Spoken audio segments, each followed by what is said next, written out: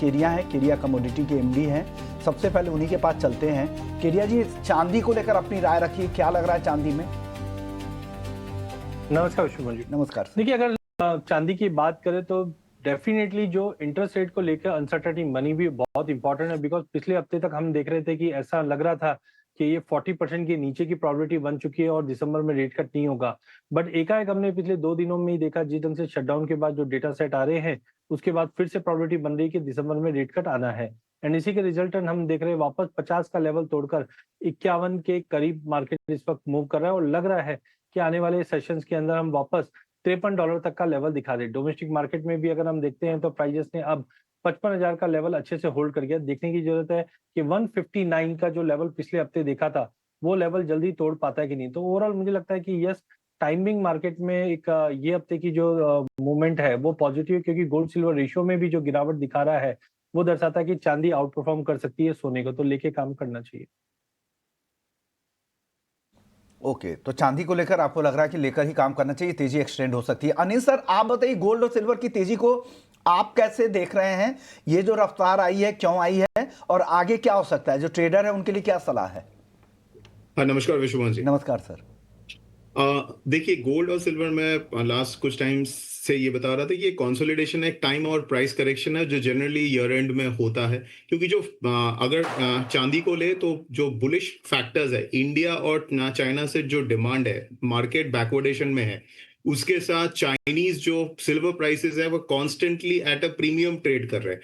तो overall plus आपका critical mineral भी बन चुका है सिल्वर, और ग्लोबली भी उसका एक रीस्टॉकिंग भी स्टार्ट हो चुका है। तो ये जो कंसोलिडेशन फेज है, हो सकता है और एक महीना कंटिन्यू करे, अपसाइड में 5430 और नीचे में $49 के आसपास। बट ये जब ये ब्रेकआउट करेगा, नेक्स्ट टारगेट इसका बनेगा $62 या $65।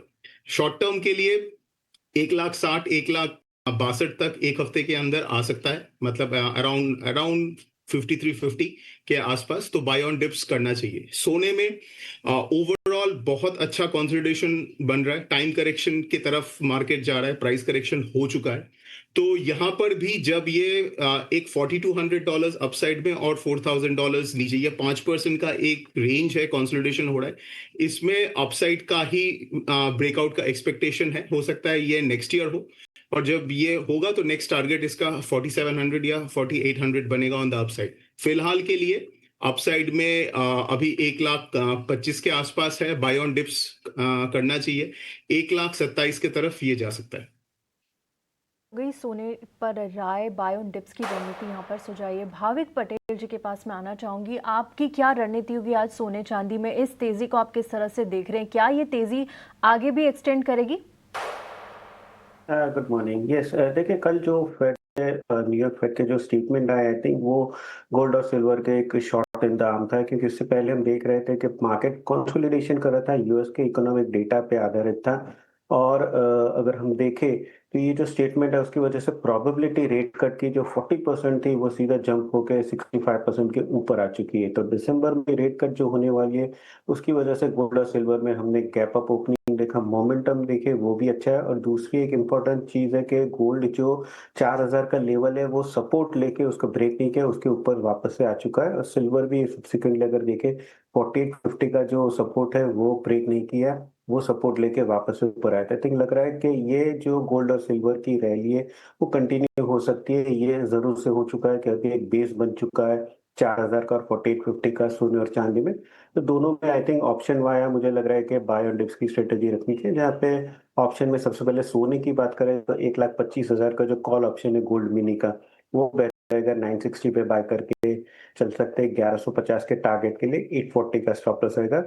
और चांदी में बात करें तो सिल्वर मिनी में 1,61,000 का जो कॉल ऑप्शन है वो बाय करके चल सकते हैं 5,900 पे। 6,500 का इंट्राडे टारगेट रहेगा, 5,600 का स्टॉप लॉस रहेगा। भाविक जी की साइड से गोल्ड मिनी और सिल्वर मिनी पर इन्होंने दोनों पर खरीदारी की राय दी है और आपको लेवल्स भी सुझा दिए हैं, उन लेवल्स का ध्यान रखिए। हमारे साथ लोकेश सेठिया जी भी बने हुए हैं। लोकेश जी, आपकी क्या रणनीति है सोने और चांदी को लेकर? आप किस तरह से रीड कर रहे हैं आज की तेजी को? सोना और चांदी दोनों ही मुझे बुलिश लग रहा है आने वाले कुछ दिनों के लिए। और कल जो फेड का जो बातें हुई है वहां पर जो 79% आप बता रहे हो वो भी एक पॉजिटिव सिग्नल दिखा रहा है सोना चांदी के लिए। तो अभी के लिए चांदी अगर आप बाई करके आप चलते हैं, मुझे लगता है 162 के करीब मुझे चांदी का लेवल दिख रहा है। एंड जो नीचे के डाउन साइड है वो 152 153 के करीब आपको दिख रहा है, वो कंसोलिडेशन जोन है। तो जब भी आपको चांदी थोड़ा सा नीचे दिखे तो एड ऑन करना चाहिए। और करंट भाव से भी मुझे 4 से 5 हजार पॉइंट का अपमूव आने वाले 7 से 10 दिन के अंदर देखने को मिल सकता है चांदी में। वैसे ही सोना की अगर बात करूं तो गोल्ड भी काफी अच्छा लग रहा है।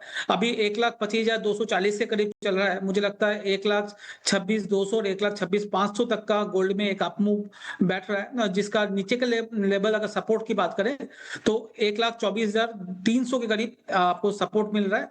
और ऊपर की तरफ 1,25,000 26,500 26,700 तक का मूव आपको देखने को मिल जाएगा।